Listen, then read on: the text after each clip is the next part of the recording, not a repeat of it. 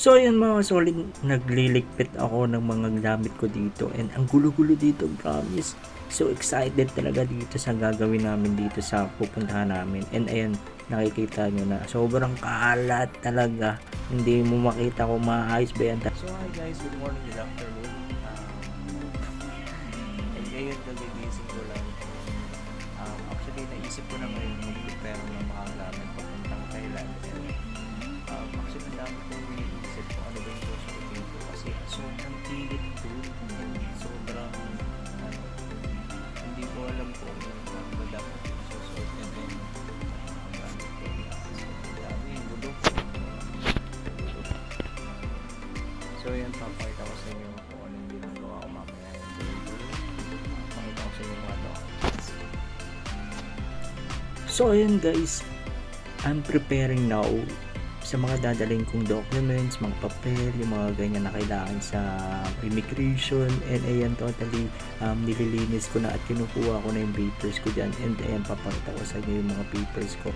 And ayan, and halos kompleto naman na. And at may mga kulang ako dyan at tinitignan ko kung na-prepare ko ba na maayos yung mga passport, mga standard insurance, mga ganyan. And actually yan yung mga damit ko na na gagamitin din sa Thailand. And kulang pa yan actually kasi 7 days kami doon and 8 days. Ayan, inuuro ko muna yung lamesa, yung upuan kasi hindi ako kasya. And ayan, tinitignan ko kung kompleto na ba, kung kompleto na ba yung susuotin ko and tama ba yan kasi sobrang init talaga doon.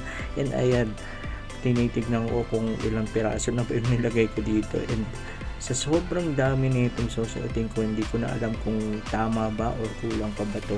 And ayan, yung mga damit na yan, maitim. Ewan ko kung okay lang yung maitim din kasi nga iba yung klima dun sa Thailand kaysa dito sa Pinas. And ayan, tinitiklop-tiklop ko na. And mamaya, titignan ko yung mga damit na hindi ko na pwedeng dalhin dun kasi nga, bawal yung bawal yung mga sweater dun. Ayan, medyo tapos na ako. And nilalagay ko na yung iba dyan. And tinitignan ko ulit kung nandyan ba talaga yung susuotin ko. Ayan, medyo pagod na ako dyan at nakahiga na ako kasi sobrang tagal ko mag-ayos ng gamit. Grabe, sa tagal ko na hindi nagliligpit ng kwarto, mga isang buwan na. And ayan, medyo nakaka-relax na rin naman dyan and nakapag-ayos na rin ako ng gamit. And inulit ko lang talaga na ipakita sa inyo yung ayan, yung mga gamit at yung mga papel na kailangan kasi baka mamaya ma-upload ako, nakakatakot. So ayan, medyo kulang pa talaga ako at aayusin ko yan pag mga first week to second week before the flight kasi April 23 aalis kami. And ayan, tinitignan ko at tinaalam ko kung yung gamit ba, documents ko is kompleto. Ayan, kailangan talaga yan kasi nga yung pupuntahan namin doon is Bangkok City International Fashion Week.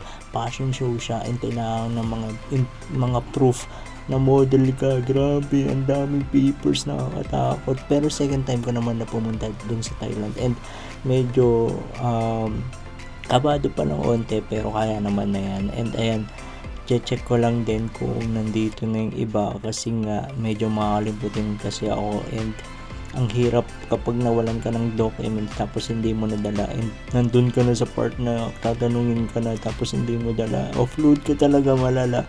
And ayan, tinitignan ko kung ito na ba yung certificate ng mga ko sa modeling. Ayan, certificate kasi proof yan. Grabe talaga, ang hirap sa immigration pero buti na lang yan o, medyo na ako dyan. Ayan, inaayos ko na yung mga damit ko and for sure kompleto naman na yan. At kung mayroon pa naman akong kulang na dadalhin dyan, dadalhin ko na lang and ilalagay ko na lang dyan. And ayan, nagdala rin ako ng bag na yan kapag gagala-gala doon kasi mga magtutour din kami doon at hindi lang fashion show yung pupunta namin kasi nga sa 7 days namin doon, grabe, susulitin na namin yung pagkakataon na yun kasi madaming spot doon sa Thailand na pupuntahan namin at hindi pa namin napupuntahan last time. And ibang tour naman yung pupuntahan namin dito kasi nga ang grabe talaga yung mga elephant dun, yung mga elephant, yung mga ganon. And ayan, checking ulit ng damit. Grabe, hindi mo na alam kung ngayon ba talaga yung susuotin ko kasi nga